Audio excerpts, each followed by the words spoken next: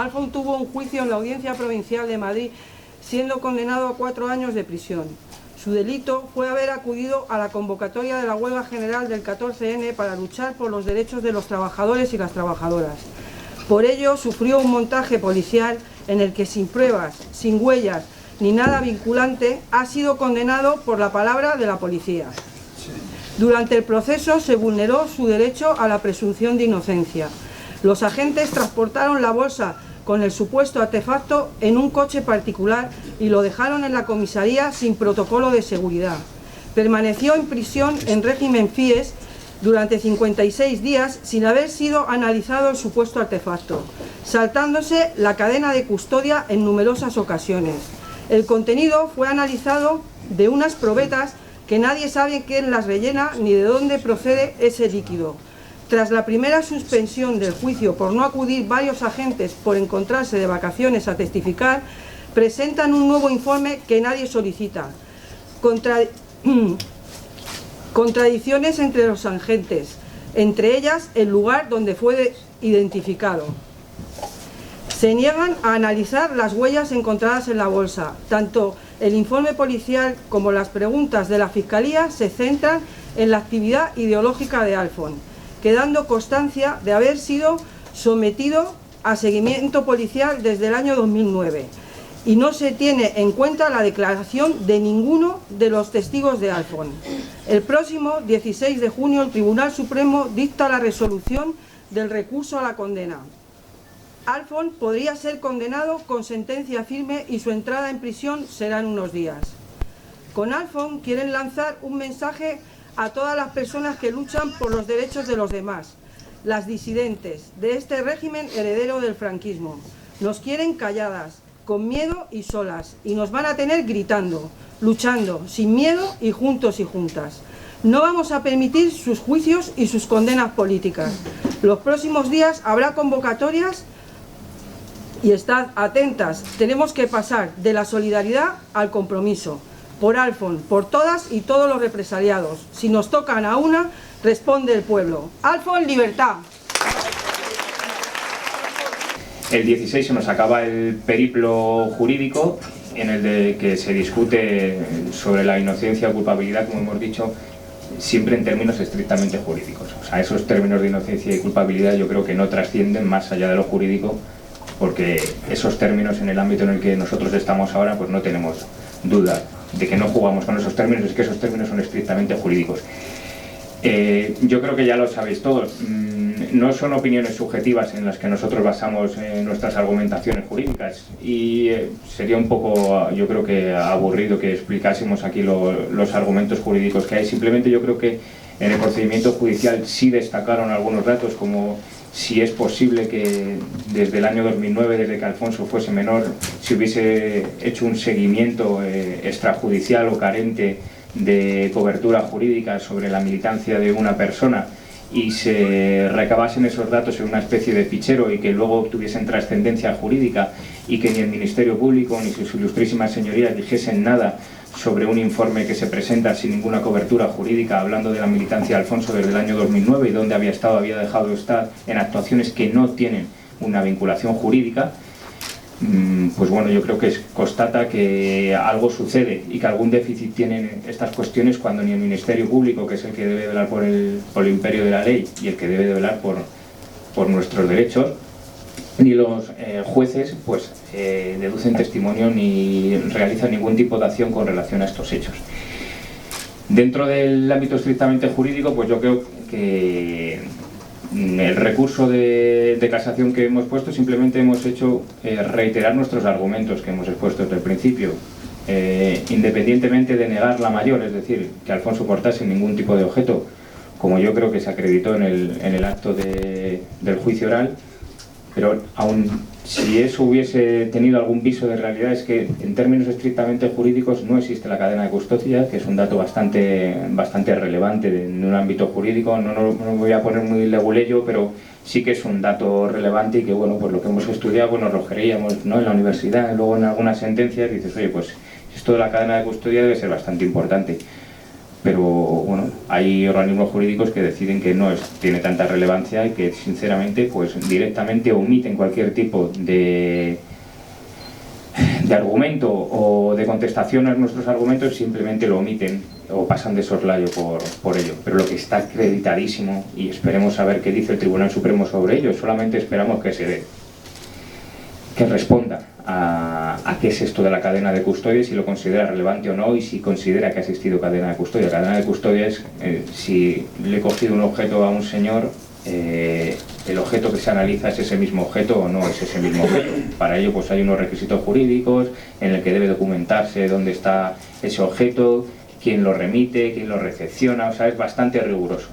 Y en este caso es que no se cumple, pero no se cumple claramente, o sea, es un dato objetivo.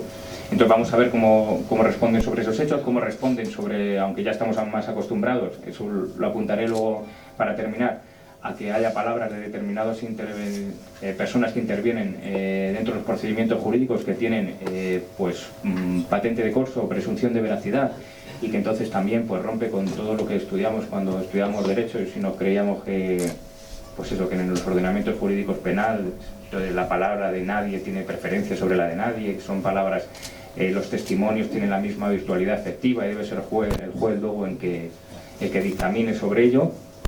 Y el día a día nos hace ver que en determinados testimonios de determinadas personas o de determinadas personas por una cualidad profesional o por el ejercicio de una actividad profesional pues tiene más relevancia, y entonces convierte nuestra actividad en lo que denomina la prueba diabólica, y es que es el imputado el que tiene que probar su inocencia, con lo cual es bastante difícil. Esperemos, bueno, pues de aquí al futuro intentemos modificar esos criterios, aunque parece bastante complejo. Entonces, partiendo de la base de que hemos negado siempre que tuviese ese supuesto artefacto, eso ya lo habéis visto vosotros en el juicio, cada uno saca sus propias conclusiones, partiendo de la base de que no existe cadena de custodia, y partiendo también de un dato significativo, yo creo que los que estuvisteis en el juicio, pues eso, yo no soy de teorías de las conspiraciones, soy de datos objetivos y que todo el mundo pueda ver y que sea palmario y que todos podamos observar. Entonces, para que se demuestre que hay un explosivo debe analizarse ese explosivo. Parece una verdad de perogrullo, pero es que en este caso una persona estuvo pues más de un mes y casi 2 en prisión sin que se analizase si lo que portaba era un artefacto no explosivo. Eso como mínimo yo entiendo que sería para que alguien se le hubiera llamado la atención, o para que alguien hubiese movido ficha, o igual incluso hubiera deducido testimonio de por qué una persona está en prisión sin analizarse si el objeto que supuestamente portaba es un explosivo o no, porque hay que tener en cuenta que esa persona está en prisión porque porta un explosivo, pero si no se analiza el explosivo es complicado que esa persona esté en prisión por tener un explosivo. También llama la atención que cuando nosotros vamos al acto del juicio oral no hay ningún informe sobre los explosivos, entonces se suspende el juicio y curiosamente la policía de motu propio presenta un informe sobre uno de los componentes. Se supone que esto era un explosivo y que una parte era gasolina y otra parte era gas. Con esos dos componentes, pues evidentemente se puede tener un concepto jurídico de que es un explosivo, y hay jurisprudencia en la que dice que eso es un explosivo, pero hay que probarlo. Entonces, en el acto del juicio oral no existía ningún informe todavía sobre si esto era gasolina o gas. Entonces se suspende el juicio y la policía de motu propio presenta un informe que se remite al juzgado sin haber sido requerido por la Fiscalía, en la que nos dice que uno de los componentes es gasolina. Se suspende el juicio y cuando se va a celebrar la segunda sesión del acto del juicio oral que se suspendió, el fiscal presenta otro informe en el que se dice que el otro componente es gas. De manera que hasta que no se fuese a celebrar el juicio no existía ningún dato de que eso fuese un explosivo, ¿no? Con lo cual pues hubiese sido determinante, porque evidentemente si nadie puede acreditar que eso es un explosivo, pues no hubiese habido posibilidad de imputar, pero no posibilidad de condenar a nadie, porque no existirían los datos objetivos que permiten verificar que eso fuera un explosivo. Pero así son las cosas. A pesar de eso, bueno, hay unos datos también bastante relevantes, no solo con relación a la cadena de custodia, sino que eso que se habla aquí de las probetas es que la gasolina que se analiza no es una gasolina que se analizase del propio supuesto artefacto explosivo que llevaba Alfonso, sino que es una gasolina que se analiza a partir de unas probetas que llegan a un laboratorio, y no existe ningún dato en el que diga cómo se ha sacado esa supuesta gasolina de ese supuesto artefacto, cómo ha llegado hasta allí, quién es el que lo ha transportado. Digamos que realmente es complicado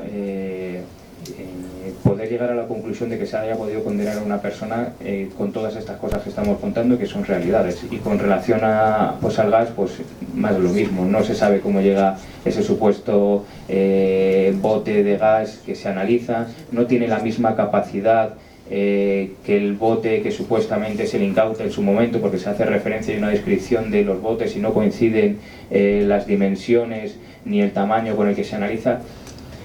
Parecería de Mortadelo y Filemón los agentes de la CIA, pero el problema es que basándose en eso han condenado a una persona a 4 años. Entonces, bueno, vamos a esperar qué nos dice el Tribunal Supremo, y sobre todo porque la Audiencia Provincial, con todos los respetos, no se pronunció sobre todas estas cosas, pasó de soslayo por ella. Esperemos que el Tribunal Supremo nos manifieste qué es lo que opina de todas estas cosas. Si nos indica que la cadena de custodia es algo nimio, pues está bien, es interesante para nuestra labor profesional de aquí a un futuro. Y si nos indica que la cadena de custodia puede ser tan lasa, puede contener tantos errores, y eso permite que aún así siga siendo válida, pues también nos servirá para los operadores jurídicos para de aquí a un futuro saber cómo tenemos que realizar nuestra labor. Simplemente eso, el 16 termina el periplo judicial, luego veremos lo que hacemos. No es que tengamos confianza ni que no tengamos confianza en la determinación del Tribunal Supremo. Yo digo que nosotros lo único que esperamos es que nos respondan a las cuestiones que nosotros hemos planteado en el recurso. ¿Qué pasa con las cadenas de custodia? ¿Qué pasa con los testimonios de los agentes de policía? ¿Qué pasa con los testimonios de las personas que iban con Alfonso? ¿A quién se da más credibilidad? ¿Por qué se da más credibilidad a unas personas? ¿Por qué unas personas tienen presunción de veracidad en el ordenamiento jurídico penal? Bueno, vamos a que nos contesten todas esas preguntas porque nos interesa, porque son sentencias del Tribunal Supremo que generan jurisprudencia y nos van a servir de aquí en futuro. Y esto con relación a lo estrictamente jurídico. Y luego yo creo que es una reflexión de más largo alcance igual es que el caso de Alfonso no es un caso único, ni siquiera es algo extraordinariamente extraño, sino el problema que tenemos es que de aquí en un futuro van a ir saliendo una serie de sentencias, y ya están saliendo alguna serie de sentencias que giran todos en torno a la misma actuación, tanto del Ministerio Público como de los jueces. Yo creo que lo que no hemos conseguido es que trascienda de nuestro, no sé si de nuestros círculos o de las personas que están imputadas o de las personas que trabajamos dentro de los procedimientos judiciales. No hemos conseguido llegar a trascender y que la gente se plantee por qué el Ministerio Público está haciendo estas peticiones tan brutales de penas de prisión a las personas que participan en los movimientos sociales. Yo creo que es una pregunta que alguien tendría que contestar, porque yo sinceramente ya he dicho que no soy de teorías de las conspiraciones, pero tampoco es que seamos excesivamente ingenuos. Y que las peticiones del Ministerio Público estén siendo de 5 años y medio, de 6 años de prisión, de 8 años y medio, de 11 años y medio, a personas que han asistido a manifestaciones, yo creo que es un dato que permitiría hacer una interpretación global de lo que está pasando. Porque si observamos las peticiones que hacen otros procedimientos, pues parecería indicar que igual sigue un criterio determinado, o que alguien le está indicando que sea especialmente duro con algunas penas de prisión. No es una cuestión baladí, y vosotros lo sabéis, si no lo sabéis, bueno, lo digo yo por mi propia experiencia personal. O sea, igual tenemos más de un centenar de personas que les están haciendo peticiones, la mínima, de 4 años de prisión por asistir a manifestaciones siempre con el mismo delito de atentado a la autoridad y desórdenes públicos. Entonces, yo creo que eso exige una reflexión, y exige una reflexión de por qué en el día a día de la judicatura y en el día a día de nuestros juicios se da esa presunción de certeza a lo que digan determinadas personas, y convierte eso que hemos manifestado en una prueba diabólica en la que somos nosotros los que vamos a tener que probar nuestra inocencia, que por cierto es bastante complejo.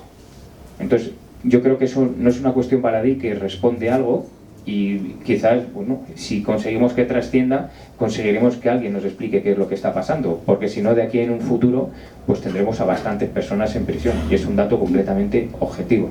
Las peticiones de las manifestaciones de las marchas, de las manifestaciones de los mineros, de las manifestaciones que ha habido, están siendo la mínima de 4 años, y la normalidad es que las peticiones sean de 5 años y medio de prisión por asistir a manifestaciones. Entonces, yo creo que es algo de aquí a un futuro que alguien tendrá que que no sé qué interpretar, o si no, pues que nos explique el Ministerio Público y la Fiscalía cuáles son los criterios que ellos siguen para hacer esas peticiones. Y nada más, que yo sobre todo incidir en que en el caso de Alfonso no es un caso aislado, que es un caso uno más de los que hay, que bueno, hemos tenido la suerte de que haya podido trascender un poco y quizás focalizar en él, pero es uno más de los que hay, y es una labor de todos por lo menos llamar la atención de lo que está pasando. Luego, pues por desgracia tenemos poca capacidad de incidencia, pero por lo menos que el común del ciudadano sepa lo que está pasando, sepa lo que puede pasar y tome sus propias determinaciones. Nada más, muchas gracias. Entonces lo que yo quiero decir que lo que necesitan los jóvenes de Vallecas es trabajo. Lo que necesitan los jóvenes de Vallecas es empleo. Lo que necesitan los jóvenes de Vallecas es conocimiento. Lo que necesitan los jóvenes de Vallecas es futuro y no represión y que les metan en la cárcel. Muchas gracias. Luchar y reivindicar la libertad de Alfon es luchar por los derechos de los trabajadores, es luchar porque no los condenen a la miseria y es luchar por avanzar en las conquistas sociales. El delito de Alfon es haber nacido en un barrio obrero, es haber nacido en Vallecas, es haber tenido una familia que le inculcó valores, y el delito de él pues es tomar conciencia de clase, estar ahí con los movimientos y ser un luchador. Por eso se le castiga, como eso se castiga a toda la gente que está en la pelea. Por eso nosotros vamos a hacer un esfuerzo grandísimo para estar ahí, luchando por la libertad de Alfon y por todos los presos políticos. Una ocasión estupenda para dejar claro si su lealtad está con la defensa de los derechos humanos y por lo tanto con la defensa de los activistas comprometidos con los derechos humanos, o si su lealtad está con el sistema de saqueo de las vidas de todos que actualmente sufrimos, saqueo en beneficio de ese club exclusivo y depredador llamado IBEX 35. Mañana tienen la oportunidad de dejar claro cuál es su lealtad, la del Tribunal Supremo. Y al margen de lo que haga este tribunal, nosotros seguiremos. Alfon, libertad. Estoy aquí para pedir la libertad de Alfon, porque me parece que es escandaloso que en un momento como este, en el que estamos gobernados por una coalición de intereses entre las élites políticas y económicas que han generado una estructura de corrupción, cuyas políticas han arrasado económicamente este país, que nos ha situado en el país segundo más desigual de la Unión Europea y en el que 1 de cada 3 niños o niñas está en riesgo de pobreza severa. Sin embargo, estas personas, esta coalición de intereses que están gobernando el país y generado esta estructura corrupta, están siendo juzgados con muchísima dificultad y además se enfrentan a penas de prisión mucho más bajas de las que se enfrenta, por ejemplo, Alfon en este momento. Frente a esto, asistimos a una reforma del Código Penal que ha perdido la ocasión de ser verdaderamente el baluarte contra la corrupción y haber hecho una reforma en profundidad que atajara este problema, y mantiene además otro tipo de delitos como el 315, por el cual más de 300 trabajadores y trabajadoras se enfrentan también a procesos judiciales, penales, en los que se piden penas altísimas, como decía antes Erlanz, mi compañero, por participar en huelgas ilegítimas. Alfon fue detenido por participar en una huelga general contra una reforma laboral que, lejos de generar empleo, ha precarizado todavía más el que tenemos en este país. Por este motivo yo también pido libertad para Alfon. Detrás de Alfon hay un pueblo que no está dispuesto a que se siga reprimiendo a quienes luchan por los derechos y por las libertades. Eso es así ahora, eso fue así ayer y eso será así mañana. Gracias a todos y a todas. Los jóvenes deben también aprender a ser jóvenes, y esto no es tan sencillo. La vida, mientras más serios problemas nos propone, mientras más difícil sea el descubrimiento de nuestro camino, cuanta más grave sea el sentimiento de injusticia social, más razones tenemos para sentirnos dignos de nuestra responsabilidad. Así descubrimos el camino de la alegría, que comienza en nosotros mismos y que luego quiere compartirse y repartirse. Luchamos porque nuestra alegría pueda ser compartida y repartida por toda la tierra. Esto lo escribió Pablo Neruda para la gente joven, para todos y todas las que fuisteis jóvenes y veo que aprendisteis a ser jóvenes muy dignamente, y también para Alfon. Solo decir una cosa más: señoras y señores jueces, no jodan con los hijos de las obreras. Están señalando que el miedo del poder aumenta a medida que desaparece el miedo de quienes cada vez tenemos menos que perder.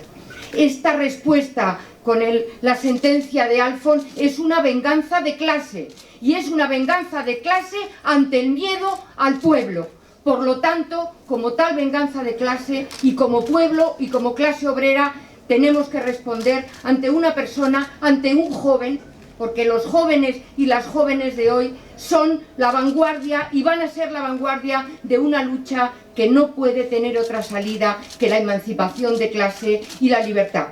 Hoy su represión y su miedo nos une. Por lo tanto, yo diría, no solo absolución de Alfon, amnistía para todos los presos y presas políticas. Porque parto de la intuición, por decirlo mejor, de la certeza, de que lo que le ha ocurrido a Alfon en los últimos años nos puede suceder a cualquiera de nosotras, en un escenario marcado por la represión y por la criminalización de la contestación social y marcado por un hecho preciso. Los informes policiales van a misa, aceptados por los jueces como si fuesen un dato que no puede contestarse. Al margen de lo anterior, sabéis que hay muchas personas legítimas y razonablemente empeñadas en contestar las nuevas leyes que están llamadas a aparecer. Imaginemos, seamos muy imaginativos, que esas leyes al final son derogadas. Lo que tendríamos es, sin más, lo que tenemos ahora. Algo que me obliga a recordar que nuestra tarea lo va a ser por mucho tiempo. Lo va a ser en un escenario marcado por añadidura, por el hecho de que hay, como se ha subrayado muchas veces, tantas personas marcadas por circunstancias como las que rodean a Alfon. Si la causa de Alfon sale adelante, y entiendo que solo puede salir adelante en nuestros términos a través de la absolución, será una victoria material y simbólica muy importante. Quiero recordar, porque para mí tiene singular relieve, que a lo largo de los últimos años Alfon no se ha callado y ha dado la cara. Ni la madre de Alfon se ha callado y ha dado la cara. Vosotras habéis dado la cara y no os habéis callado. Me parece que sois un espejo en el que tenemos que mirarnos. Alfon, libertad.